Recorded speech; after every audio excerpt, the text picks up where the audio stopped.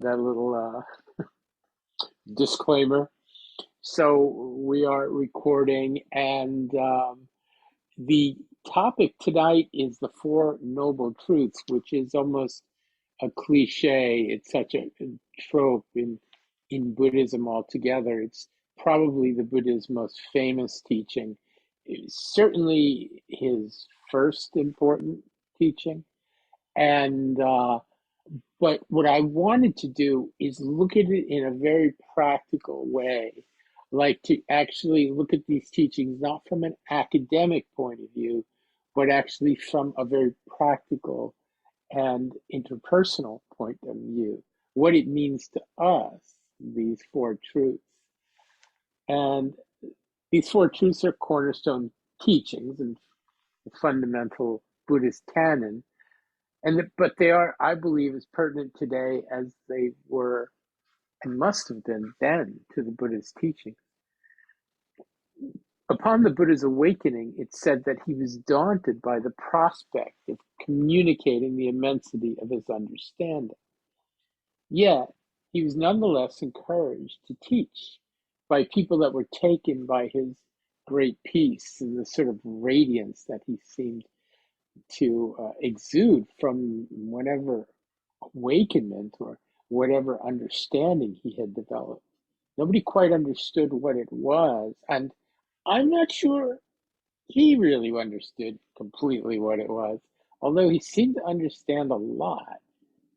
He just didn't know how he could communicate that understanding to people. Yet, nonetheless, he was encouraged. And finally, he gave in, and he must have thought, this is my version of the circumstance, so with a pound and a half of salt here, but I think that he must have thought, let me begin with the most obvious example of what it is to be human, which is the idea of suffering. Or better said, actually, the term in Sanskrit is dukkha. So dukkha doesn't really mean suffering, and I want to parcel that out.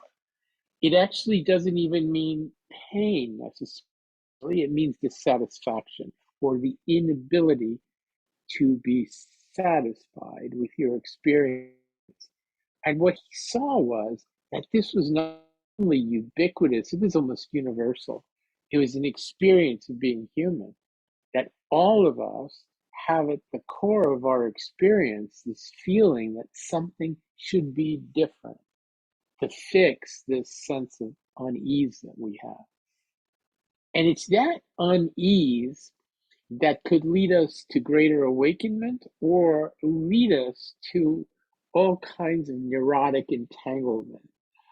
So the first noble truth that he asked his students and his followers to look at, and I guess by extension to all of us to look at, is that life is painful.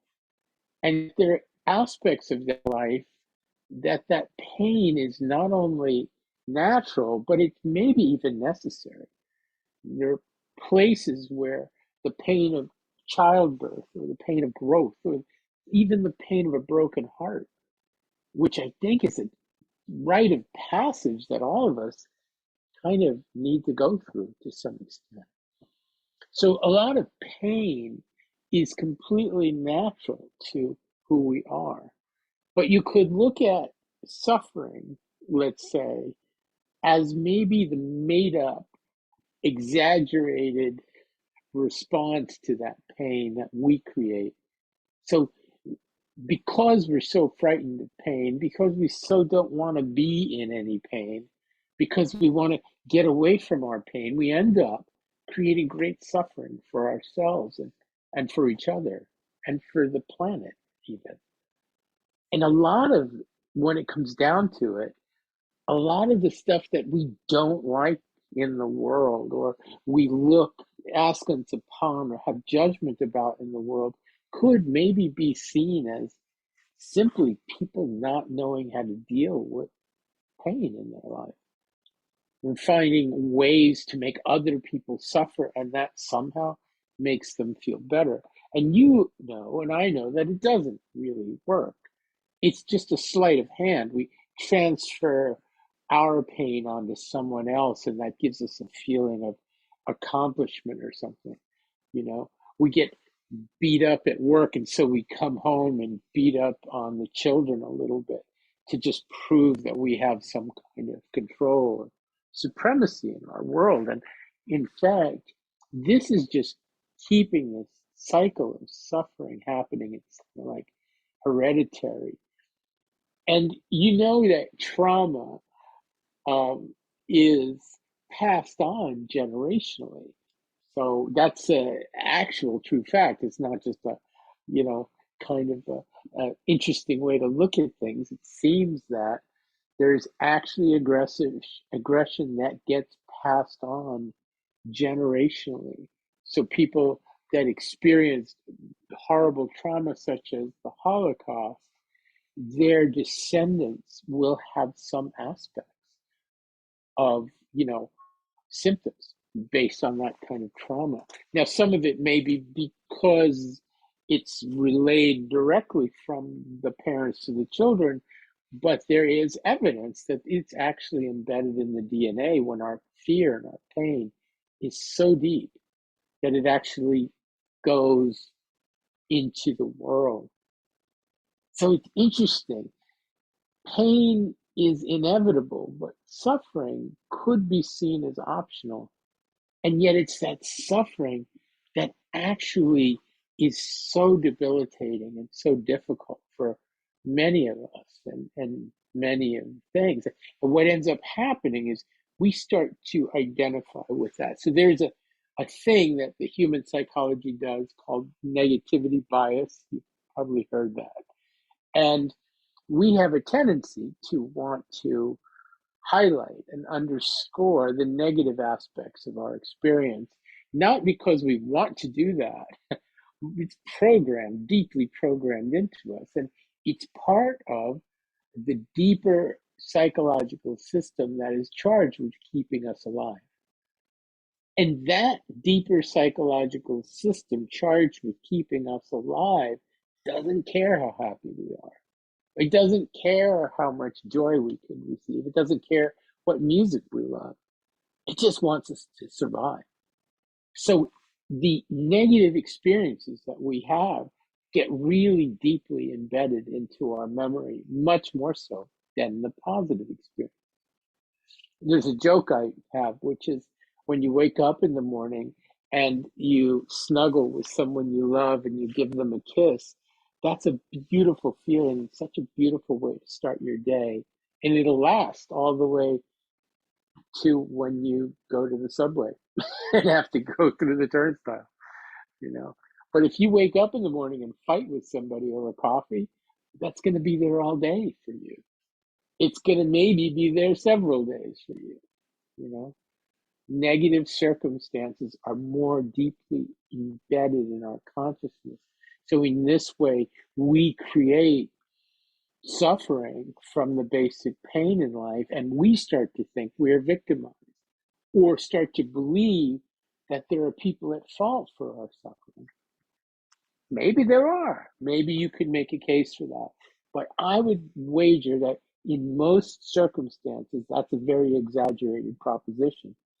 That most people are just using that as a way of deflecting the pain. They don't want to deal with it. And they want to say it's those people that are doing it. That political party, that president, that group of people that are actually causing me pain and suffering.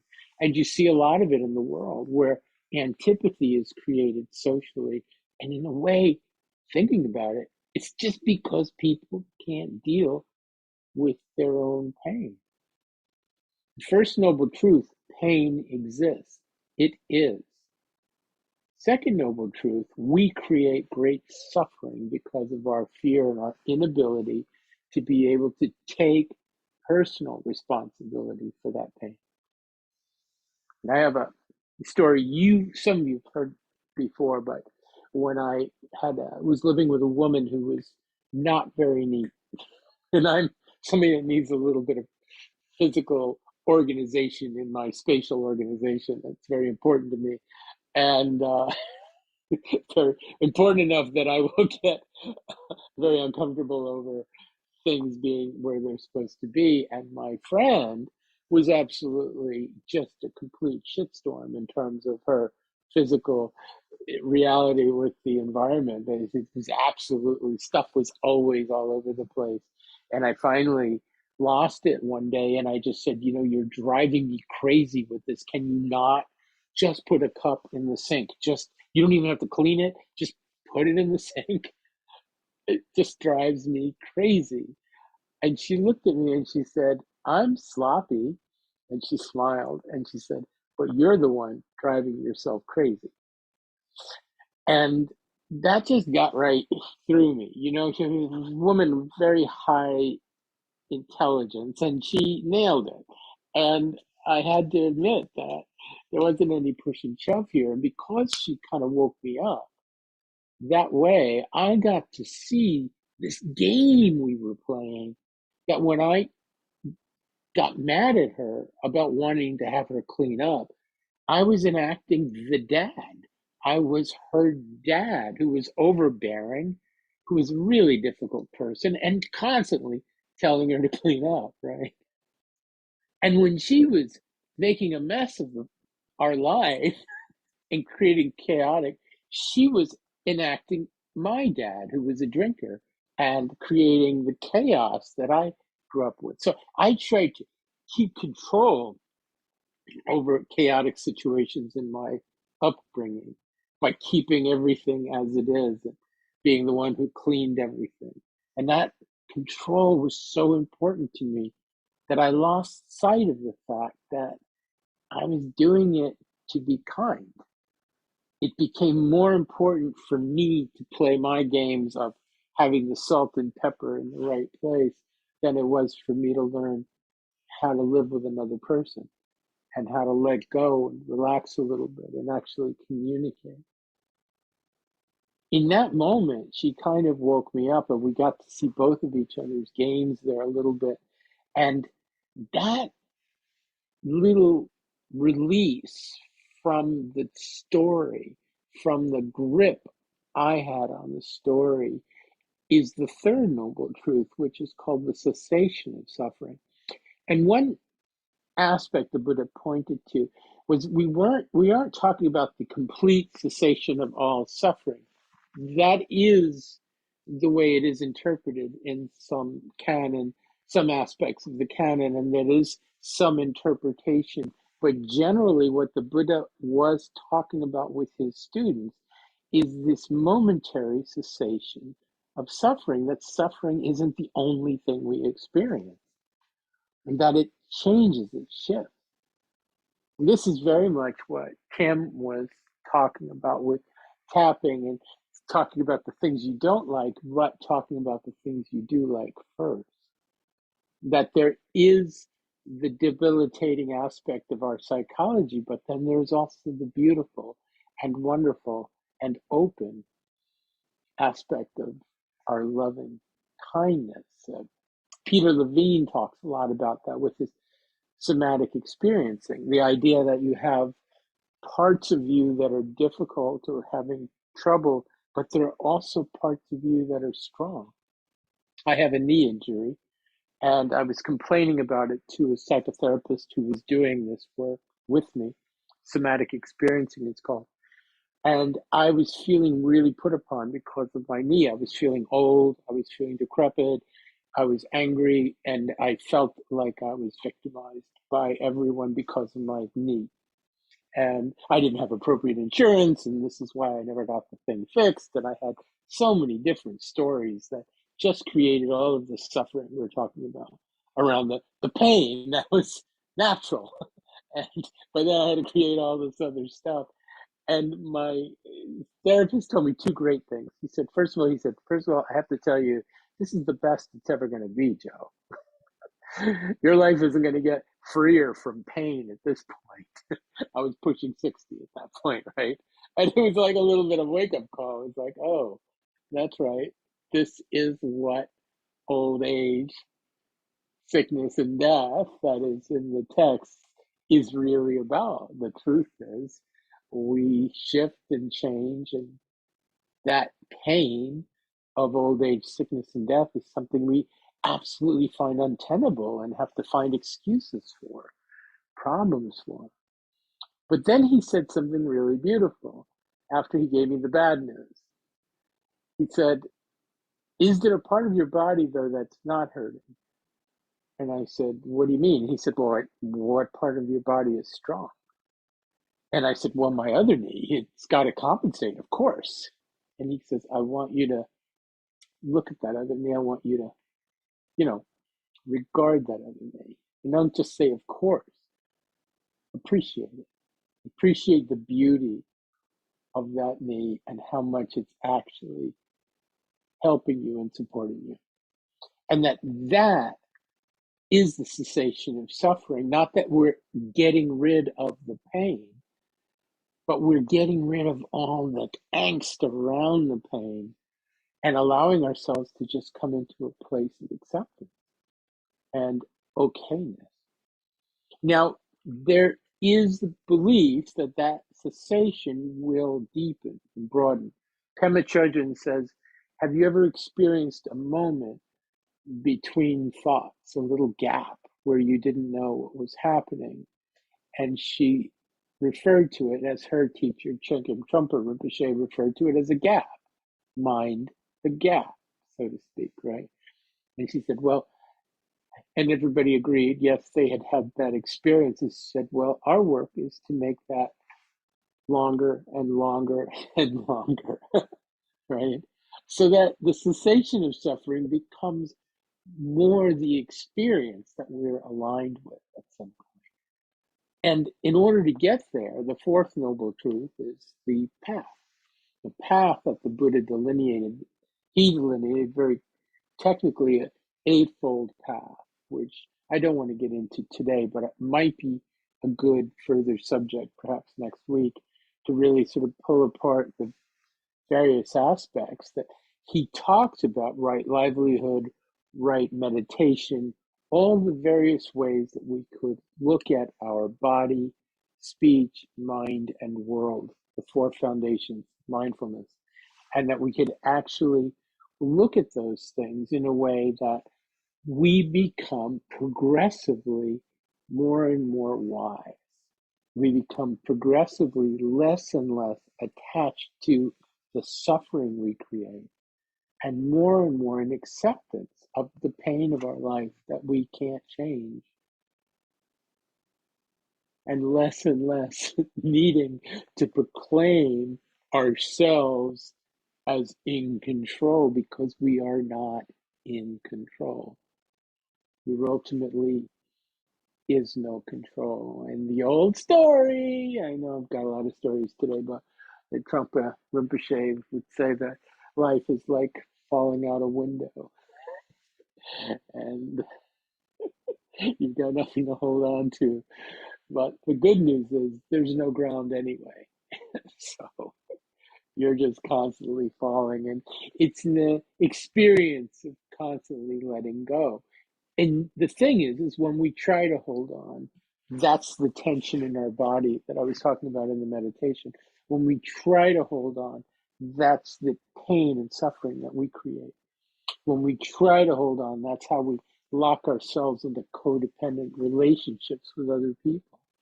When we try to hold on, that's how we don't allow ourselves the freedom to just let ourselves be who we are, as we are, completely, perfectly imperfect. So the four noble truths are the truth of dukkha, unsettled, unsatisfying, basically painful aspects of our life. And then the suffering, though, that we create, which is completely optional.